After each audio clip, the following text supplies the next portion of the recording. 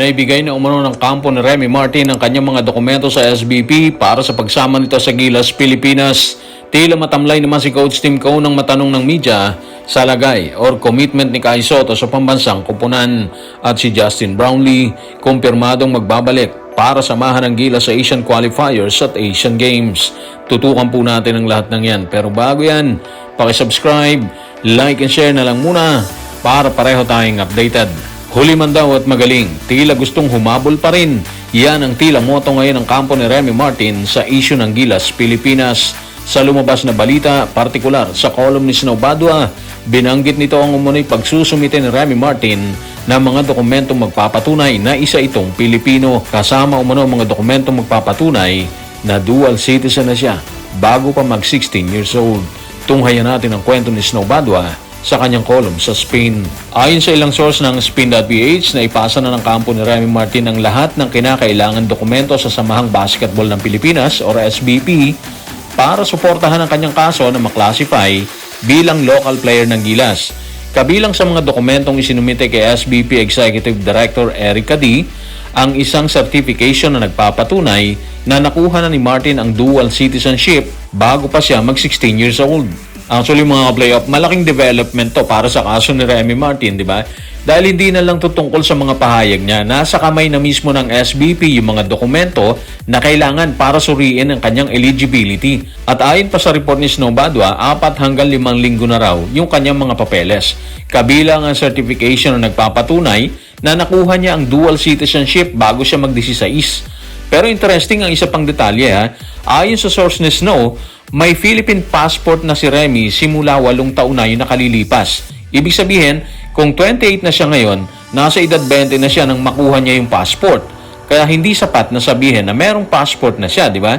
Ang magiging sentro talaga ng usapin is kung mapatutunayan nung mga dokumento na nasa SBP ngayon na Filipino citizen na siya bago pa siya mag-16 at kung tatanggapin niya ng FIBA para sa local classification niya. Dito magiging mahalagang trabaho ng SBP mga playoffs. Hindi naman automatic na dahil may certification na local player na kagad si Remy, di ba? Kailangan pa rin ma-assess at ma-validate yung kanyang documentation. Pero malaking bagay na ngayon ay merong konkretong papeles or merong konkretong papeles na silang maaaring iharap at ipaglaban dyan. At may precedent na rin sa kaso ni Cantin Millora Brown kung saan naibalik yung kanyang local classification matapos ang proseso ng appeal, di ba? So kung sakaling maklear si Remy bilang local, malaking dagdag siya sa Gilas, lalo na sa guard rotation. Maganda yung college experience niya, scoring ability at playmaking syempre. At higit sa lahat, hindi nakakain ng naturalized spot kung local yung classification niya. Sa sitwasyon ngayon ng Gilas mga ka-playoffs kung saan kailangan ng mas maraming reliable options para siyempre sa World Cup qualifiers, maganda problema para kay Coach Tim Cone nang magkaroon ng isa pang guard na maaaring pagpilian. So sa ngayon, hindi pa tapos ang proseso pero mas seryoso na yung kaso ni Remy dahil nasa SBP na yung mga dokumento na maaaring magbago sa kanyang Gilas status. Samantala, tila matipid na sagot ngayon ni Coach Tim Cone sa mga tanong tungkol sa lagay ni Kai Sotto sa Gilas, Pilipinas. Matatanda ang vocal si Coach sa mga interview kapag natatanong tungkol sa issue kay Sotto. Subalit sa huling pahayag nito, halos mabigo ang media na makakuha ng anumang magandang balita o development sa dating sinasabi ni Coach Tim na si Sotto na kayang magdomina ng Asia. Pakinggan natin si Coach Tim sa report ni Jerry Ramos sa Spin. Wala pa ring balita. Sa pagkakaalam ko, inaayos pa rin niya ang NCAA option niya at sinusubukan pa rin niyang makapasok doon. So parang kapansin-pansin talaga na mas maikli at parang mas matamlay yung sagot ni Coach Tim kumpara sa mga nauna niyang pahayag tungkol dito kay Kai Sotto, di ba? Hindi naman ibig sabihin nito na galit or sumusuko na siya kay Kai Sotto. Mas posible talaga na wala siyang bagong information na maibibigay dahil ayon mismo sa kanya, wala pa ring balita mula sa kampo ni Kai. At ang alam niya, inaayos pa rin ito yung NCAA option. So mabigat yon. Posible din na nag-iingat si Coach Tim sa kanyang mga salita ngayon. Bilang coach kasi kailangan niya maghanda kahit wala si Kai Sotto. Kaya hindi siya pwedeng patuloy na umasa sa isang player na hindi pa naman nagbibigay ng commitment. Partikular, ito nga si Kai Soto. Lalo na malapit na yung mga laro kontra Jordan at Iran at kailangan ng buuin yung rotation.